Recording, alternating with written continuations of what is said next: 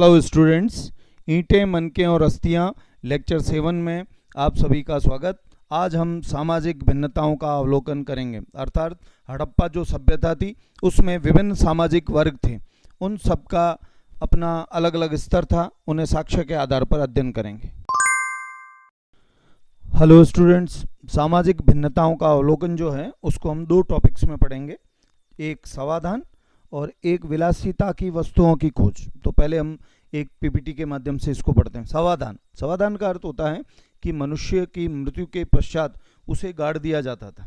ठीक है, तो जहाँ उसको गड्ढा बना के गाड़ा जाता था, वो लोगों के जो शव मिले हैं, कंकाल मिले हैं, उनके साथ अलग अलग वस्तुएं प्राप्त हुई हैं।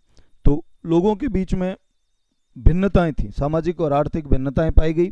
इसमें कई साक्ष्य हैं, जैसे मिस्र के पिरामिड हैं, वो राजकीय समाधान थे, यानी वहाँ का जो भी शासक वर्ग रहा है उनके शव गाड़ने की जगह थी। बहुत बड़ी मात्रा में वहाँ धन संपदा भी प्राप्त हुई है। मनुष्य जिन वस्तुओं का दैनिक उपयोग करता है, आभूषण, खान पान के पात्र, जो विलासिता के पात्र, वो सब उनके साथ गाड़ दिए जाता था। ऐसा विश्वास था कि मरने के बाद भी इनको इन वस्तुओं की आवश्यकता होगी और ये इनके पास मिलेंगे।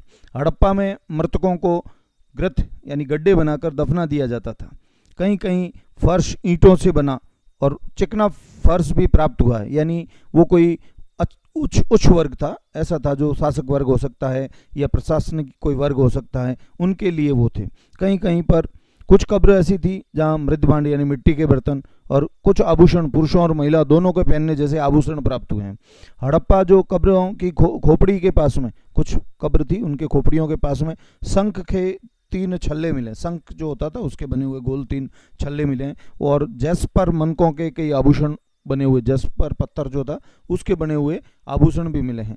और मृतकों को तांबे के दर्पण के साथ दफनाते थे। कहीं कहीं उन कब्रों में से तांबे के दर्पण मिले हैं, आईने मिले हैं, जिनमें वो अपना अक्ष देख सकते थे। सामाजिक विभिन्नताओं का जो अवलोकन है उसका दूसरा पॉइंट है विलासिता की वस्तुओं की खोज। उसके तहत अलग अलग जगह से अलग अलग तरह की वस्तुएं प्राप्त हुई है, उसके उपयोग और उनका जो विलासिता के वस्तुओं के रूप में उपयोग वो दिखाता है कि सामाजिक वर्ग में भिन्नता थी। मतलब कुछ लोग सामाजिक रूप से निम्न वर्ग के थे, कुछ उच्च, कुछ आर्थिक रूप से कमजोर थे और कुछ आर्थिक रूप से अच्छे थे।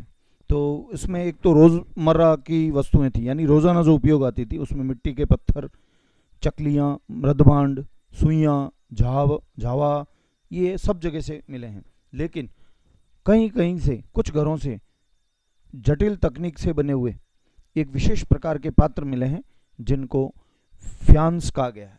एक फ्यांस टर्म है, उस घिसी हुई चिकनी मिट्टी थी, उसमें बालू मिलाकर और रंग और चिपचिपा पदार्थ का मिश्रण करके और उसको पकाकर सुंदर सा एक पात्र बनाया जाता था, जो फ्यांस कहलाता था। तो फ्यांस जो था वो उच्च वर्ग की वस्तु थी और उनके द्वारा उपयोग में ली जाती थी।